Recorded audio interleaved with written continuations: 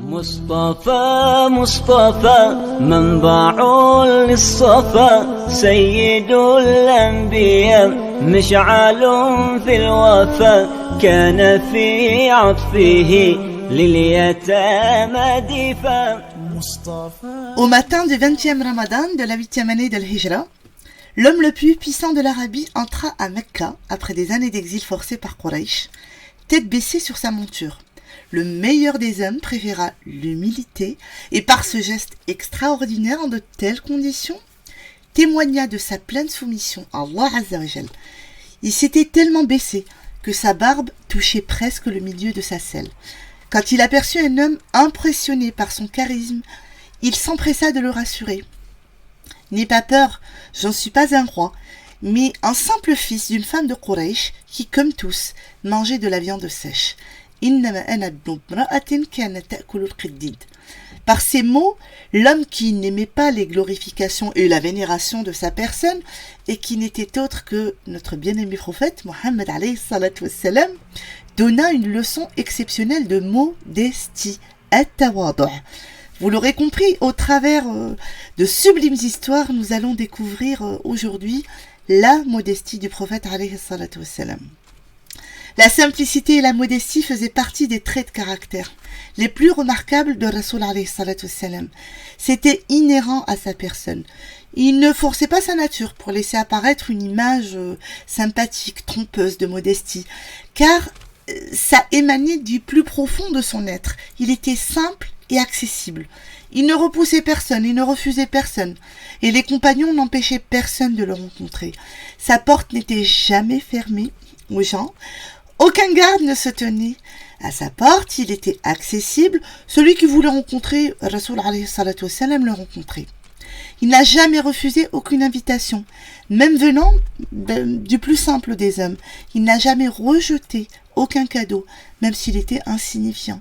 Dans une assemblée, il n'était pas surélevé, il ne cherchait pas à se distinguer. S'il rencontrait quelqu'un de joyeux après un succès, il lui prenait la main et partageait sa joie. Avec celui qui était en deuil ou affligé, il faisait preuve d'empathie et se montrait extrêmement compatissant. Doux et indulgent envers les petits-enfants, il n'hésitait pas à les saluer lors de leur jeu et à passer la main sur leur tête. Avec les compagnons, il était le premier à saluer les autres. Lorsqu'il parlait à quelqu'un, il faisait preuve d'attention à son égard et se tournait complètement vers lui, donc visage et corps. En serrant la main de quelqu'un, il était le dernier à retirer sa main. Lorsqu'il faisait une aumône, il la déposait humblement dans la main du pauvre. Lorsqu'il arrivait dans une assemblée, il s'asseyait là où se présentait une place. Il se rendait au marché et portait seules ses marchandises. Il disait « Qui d'autre que moi est plus digne de les porter ?» Je pourrais passer des heures à décrire le prophète alayhi salatu wassalam, mais je suis sûre que le message passerait plus clairement si je vous cite quelques hadiths qui concernent son comportement sur le terrain. Et là, restez, je vous assure, il y a des pépites, Allahumma barak, il y a des hadiths juste sublimes. Je commence par celui-ci. Un jour, en voyage, le prophète alayhi salatu wassalam demanda qu'on immole un mouton. Un homme dit « Ya Rasulallah, je me charge de l'immoler ». Un deuxième dit « Ya Rasulallah, je me charge de le dépouiller ». Un autre dit « Ya Rasulallah, je me charge de la cuisson ». Et Rasoul alayhi salatu wassalam dit alors « Et moi, je me charge de ramasser du bois ». Ils dirent « Ya Rasulallah, nous pouvons t'épargner le travail ». Il dit « Je le sais, mais je n'aime pas me distinguer de vous ». Allahumma barak, le summum de la modestie. Adi ibn Hatim est venu voir le prophète alayhi salatu wassalam pour négocier la libération d'un certain nombre de membres de sa famille qui étaient devenus captifs suite à une bataille. Il dit, en pensant qu'il allait rencontrer un roi, « Je suis rentré voir Mohammed alors qu'il se trouvait dans la mosquée. Après l'avoir salué, il me demanda « Qui es-tu » Je dis « Ali ibn Hatim ». Il se leva et me prit chez lui. Par Dieu, en marchant avec moi, il rencontra une femme faible et âgée. Elle l'arrêta. Il resta longtemps avec elle, alors que celle-ci le sollicitait pour un besoin. Je me dis, par Dieu, cet homme n'est pas un roi. Puis il poursuivit son chemin en ma compagnie et il me fit entrer chez lui. Il me donna un oreiller en cuir fourré de feuilles sèches et de palmiers et il me dit « Assieds-toi sur ceci ». Je répondis « Non, c'est plutôt à toi de t'asseoir dessus ». Il dit « Sallallahu alayhi wa sallam, non toi ». Je m'assis sur l'oreiller et Ar-Rasoul alayhi salatu wa sallam s'assit par terre. Je me suis dit alors « Par Dieu, il ne se comporte pas comme un roi ». La ilaha illallah. Le prophète alayhi salatu wa sallam, lorsqu'il se rendait chez l'un de ses compagnons, demandait l'autorisation d'entrer, comme tout le monde. Qais ibn Sa'd dit à ce sujet. Rasoul alayhi salatu wa sallam nous rendit visite chez nous. Il dit à la porte « Assalamu alaykum wa rahmatullah ». Mon père répondit tout doucement « Wa alaykum salam wa rahmatullahi wa barakatuh ». Je dis à mon père « N'autorises-tu pas le messager d'Allah à entrer ?» Il dit « Laisse-le multiplier ses implorations de paix sur nous ». Ar-Rasoul, n'ayant pas eu de réponse, dit à nouveau « Assalamu alaykum wa rahmatullahi ta'ala wa barakatuh » et reparti. Saad à ce moment sortit et il l'a rattrapé. Il lui a expliqué « Ya Rasulallah, j'entendais bien ta salutation et je te répondais tout doucement pour que tu multiplies tes implorations de paix sur nous. » Rasoul alayhi salatu wassalam est revenu avec Saad, sans ressentiment ni rancœur. Et en entrant, Saad lui donna de l'eau pour ses ablutions, il lui donna une serviette parfumée de safran. Et Rasoul alayhi salatu wassalam a levé les mains et il lui a même fait un dua. Ya Allah, fais descendre ta paix et ta miséricorde sur la famille de Saad. Et en repartant, Saad apporta un âne à Rasoul alayhi salatu wassalam et a demandé à Qais de l'accompagner. Subhanallah. Rasoul alayhi salatu wassalam demanda à Qais de monter avec lui. Qais refusa. Et là, le prophète alayhi salatu wassalam lui dit fermement « Soit tu montes, soit tu repars ». Il a refusé d'être escorté par quelqu'un qui se trouvait à pied, alors que lui était sur une monture. Regardez maintenant que m'en font les grands de ce monde. Subhanallah. Ainsi s'est achevée cette visite. Le chef d'État, détenteur du pouvoir, rend visite à l'un de ses compagnons en toute discrétion, sans protocole ni festivité.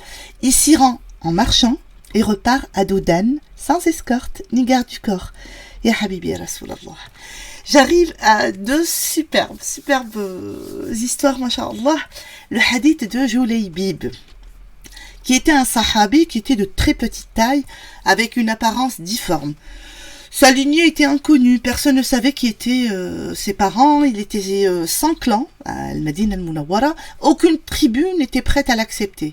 Solitaire, même les petits-enfants de Al-Madina l'embêtaient et se moquaient de lui en raison de son apparence et de son handicap, et personne ne voulait s'asseoir en sa compagnie. La vie pour lui était une lutte solitaire.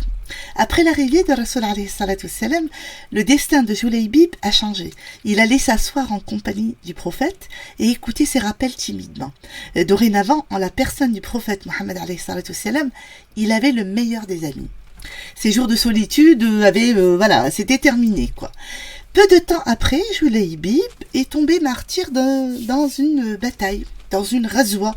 Et Rasoul alayhi salatu wassalam a demandé aux compagnons d'aller voir si quelqu'un manquait dans leur famille et leur clan. Chacun retourna voir si tous les membres de leur famille étaient présents et personne ne demanda après Julaybib. Ce fut le prophète alayhi salatu wassalam qui dit, les larmes aux yeux, « J'ai perdu mon bien-aimé Julaybib, trouvez-le ». Ils trouvèrent son petit corps frêle, subhanallah, par terre, tué durant la bataille. Et Rasoul alayhi salatu wassalam demanda qu'une tombe soit creusée. Il a pris sa dépouille et il a dit cette fameuse parole très connue, « Hada minni wa ana minhu » Cet homme fait partie de moi et moi de lui. Et il l'a mis dans sa tombe. Ya Habibi ya Rasulallah. L'histoire de la femme qui entretenait la maison d'Allah Azza wa Jal. Près de Médine, la ville sainte du prophète alayhi salatu wassalam, vivait une vieille femme dont le nom était Mihjan, une femme noire extrêmement pauvre. Elle nettoyait la mosquée avec sérénité, bonheur et joie. Et le prophète alayhi salatu wassalam avait beaucoup d'estime pour elle pour ce qu'elle faisait. Il demandait souvent de ses nouvelles. Un jour, Mihjan est tombée malade et le prophète alayhi salatu wassalam, ne l'ayant pas aperçue depuis quelques jours, s'enquit de la chose auprès de ses voisins, qui l'informèrent qu'elle était malade. Que fit Mohammed alayhi salatu wassalam, le modeste, l'humble? Il a tout de suite demandé la permission à lui rendre visite. Ce qui a fait frémir de joie Mihjan. Il a demandé à ce qu'il soit informé de son décès si elle venait à mourir. Un soir, Mihjan rendit le dernier soupir. Sans perdre de temps, ses voisins lui firent la toilette mortuaire, la placèrent dans son linceul et se dirigèrent chez le prophète alayhi salatu wassalam. Mais il était tard et celui-ci s'était endormi après avoir effectué sa prière nocturne, qiyam al-layl. Ils ont eu peur de le déranger. La défunte fut emmenée alors jusqu'à sa dernière demeure sans que Rasul alayhi salatu wassalam en soit informé. Et le lendemain matin, en apprenant cela, Rasul alayhi salatu wassalam fut très triste, très attristé, parce qu'il voulait diriger personnellement la prière funéraire sur elle. Il demanda aux voisins de la défunte de lui indiquer l'emplacement de la tombe de Mihjan et ensemble ils accomplirent la prière funéraire sur elle. C'est ainsi que le modeste Mohammed alayhi salatu wassalam a été à côté d'une pauvre dame, extrêmement pauvre, durant son vivant, mais aussi lors de son décès. Ya Habibi Rasulallah. Notre prophète bien-aimé n'accepta que le titre de Abdullahi wa Rasuluhu, serviteur et envoyé d'Allah. Déjà à la Mecque et dès le début de sa prophétie, les Mécois lui proposèrent de l'introniser roi, à condition qu'il renonce à sa prophétie, à l'islam. Il repoussa l'offre énergiquement. S'il avait été avide de pouvoir, il aurait pu accepter puis diffuser par la force sa religion, comme il en était d'usage généralement des rois et des empereurs de l'époque, lesquels, une fois sur le trône, imposaient souvent leur religion à leur sujet. Il ne l'a pas fait. Même une fois devenu chef de Médine, il déclina radicalement le titre de roi, annonçant « J'ai choisi d'être envoyé d'Allah et un simple serviteur ». Il a averti ses compagnons en ces mots « Ne me placez pas plus haut que mon rang, je suis d'abord un serviteur avant d'être un prophète ». Ya Habibi Rasulallah. Il a encouragé les croyants à être modestes après lui. Il s'est adressé à vous et à moi en ces termes. Jamais une aumône n'a rien diminué d'une richesse. Quand l'homme pardonne, Dieu ne lui ajoute grâce à cela que considération et puissance. Chaque fois que quelqu'un se montre modeste par amour pour Allah, non par crainte et par convoitise, Allah ne fait que l'élever davantage. وَمَنْ تَوَاضَعَ لِلَّهِ رَفَعَهُ. Il dit également, sallallahu alayhi wa sallam, « Voulez-vous que je vous dise qui sont les gens du paradis? Tout être modeste, dont les gens abusent de la modestie. S'il implorait Allah, en jurant qu'Allah lui exauce son imploration, Allah la lui exaucerait. Voulez-vous que je vous dise qui sont les gens de l'enfer?